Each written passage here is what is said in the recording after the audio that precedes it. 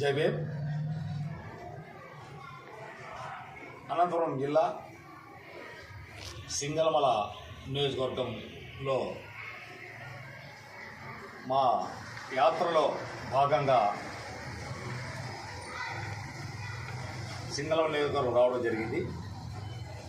అదేవిధంగా అక్కడ ఉన్నటువంటి పురాతనమైన కట్టడాలను మేము పరిశీలించడం జరిగింది. అయితే ఈ కట్టడాలన్నీ కూడా 16-17 శతాబ్ద కాలంలో రంగరాయలు అనే ఒక రాజు ఆ చెరువుని, అదేవిధంగా రామస్వామి గుడిని, అదేవిధంగా ఈ యొక్క కళ్యాణ మండపం, ఈ కళ్యాణ మండపం చూడండి ఎంత బాగుందో, ఎంత నీట్గా చిత్రీకరించారో. వాళ్ళ నైపుణ్యము, వాళ్ళ యొక్క పనితనము ఎంత విధంగా, ఎంత అందంగా చిత్రీకరించారు. అందంగా వాళ్ళ యొక్క నైపుణ్యాన్ని ఆనాటి వడ్డె రాజులు అయినటువంటి ఒక పనితనం కలిగిన వడ్డె కులం చెందిన వడ్డె రాజులు రాజు యొక్క ఆజ్ఞతో ఈ కళ్యాణ మండపం నిర్మించడం జరిగింది అని ఇక్కడ చెప్తున్నారు చాలామంది. అయితే ఈరోజు ఈ నియోజకవర్గం రిజర్వేషన్లో ఆనాటి రంగారెడ్డి కాలం నుంచి, ఆ తర్వాత రిజర్వేషన్ వచ్చినప్పటి నుంచి కూడా ఇక్కడ అనేక మంది ఎమ్మెల్యేలు అయ్యారు, ఎంపీలు అయ్యారు, మినిస్టర్లు అయ్యారు. అయితే రామస్వామి గుడి ఎక్కడేసిన కొంగలు అక్కడే ఉంది, ఏమాత్రం డెవలప్మెంట్ లేదు.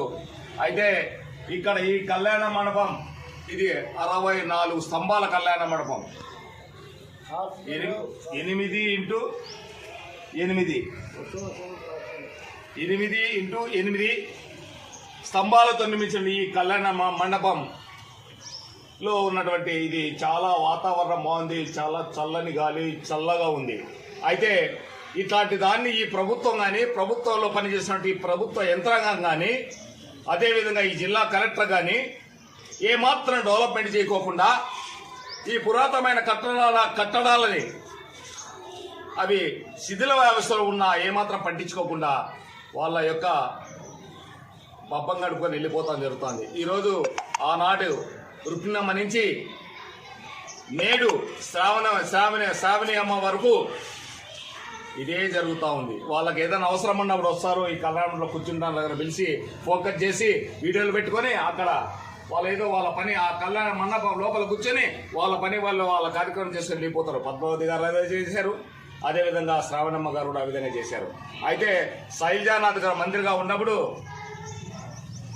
ఏమాత్రం దీన్ని పట్టించుకోవాలి. అదే జయరాం గారు మంత్రిగా ఉన్నప్పుడు ఏమాత్రం లేదు. అదే సమంత మణి గారు ఉన్నారు, కానీ ఆమె కూడా ఏమీ పట్టించుకోలేదు.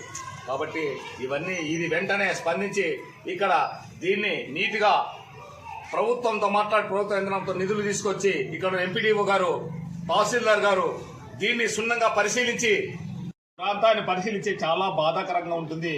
చాలా బాధతో ఉన్నాము, బాధపడుతున్నాము. అయితే ఇక్కడ చూసారా ఎంత అపరిశుభ్రంగా ఉందో ఒక్కసారి పరిశీలించండి. ఇక్కడ మన ఈ పాలక ఉన్నటువంటి ఈ సర్పంచ్ గారు ఏం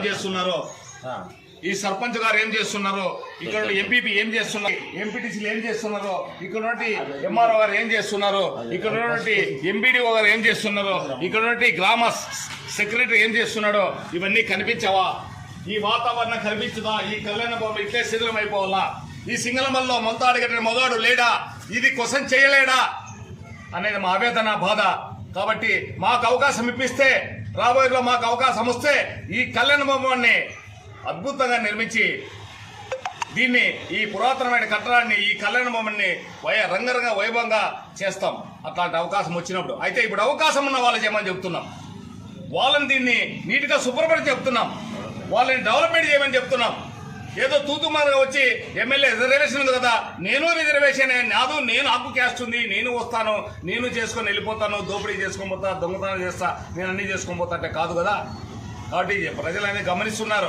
అదో చూడండి ఎన్ని పార్టీలు జెండాలు ఉన్నాయి చూడండి. ఈ జెండాలు కనిపించవా? ఈ జెండాలన్నీ కనిపించవా? అంతా పెద్ద పెద్ద పార్టీలు, పెద్ద పెద్ద జెండాలు ఉన్నాయి. మళ్ళీ ఎవరు దీన్ని కోసం చేయలేరా? కాబట్టి వర్షపాతంలో వచ్చినట్టు పేదలు నిరుపేదలు కొడుకులు ఎక్కడెక్కడ దూరంగా ఉంటారు, వాళ్ళు ఈ దిక్కు దివాణం లేని అలాంటి వాళ్ళు ఇక్కడ వచ్చి విశ్రాంతి తీసుకున్నామంటే వర్షాకాలంలో వర్షం కారుతుంది, నీరు కారుతా ఉంది. అప్పుడు దీని పరిస్థితి ఏమైతుంది, సింగళవాళ్ళ పరిస్థితి, నియోజకవర్గం పరిస్థితి. కాబట్టి ఇవన్నీ కూడా సున్నంగా పరిశీలించి బాధతో మాట్లాడుతున్నాం. ఇప్పుడున్న అధికారంలో ఉన్నటువంటి వాళ్ళు దీన్ని సర్పంచ్ అయితేనేమి, ఎంపీడీ అయితే, ఎంపీపీ అయితేనేమి, అదేవిధంగా ఎమ్మెల్యే అయితేనేమి, మినిస్టర్ అయితేనేమి, జిల్లా మినిస్టర్ అయితే, కలెక్టర్ గారు అయితే వెంటనే స్పందించి ఈ యొక్క కళ్యాణ మండపాన్ని నీటిగా శుభ్రపరిచి నీటిగా దీన్ని తయారు చేయవలసిందిగా మనం చేస్తున్నాం. అట్లు తయారు చేయకపోతే మేము దీన్ని భిక్షాటం చేసి ఈ మండలంలో నియోజకవర్గంలో తిరిగి భిక్షాటం చేసైనా దీన్ని అందంగా తిరిగించేకి మేము కొంతమంది బ్యాచ్ తయారై మేము పూనుకున్నాం. కాబట్టి దయచేసి చెప్తున్నాం, మీరు ఇంకా మీరు ఆ కల్లిపులు మాటలు మాట్లాడి శైలజానాథ్ అయితేనేమి, సమంతక మంది అయితేనేమి, అదేవిధంగా స్వామి గారు అయితేనేమి, అదేవిధంగా పద్మావతి అయితేనేమి, వీళ్ళందరూ కూడా రిజర్వేషన్ ఇచ్చారు, రిజర్వేషన్ తినారు. రిజర్వేషన్లో ఉన్న కాన్సెన్స్ డెవలప్ చేయలేదు మీరు. ఆ బస్టాండ్ చూస్తే గొర్రాది ఘోరంగా ఉంది, ఇంతమంది ఎమ్మెల్యే కానీ దాన్ని పట్టించుకోరు. ఆ రామాలయం చూస్తే గొర్రాది ఘోరంగా తయారవుతా ఉంది, దాన్ని పట్టించుకోరు. మరి ఏంటికి మీకు పదవులు అనేది మా భావన.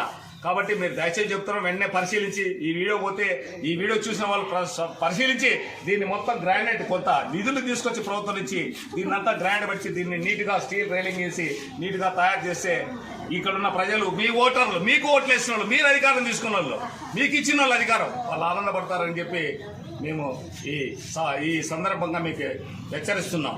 జై భీమ్.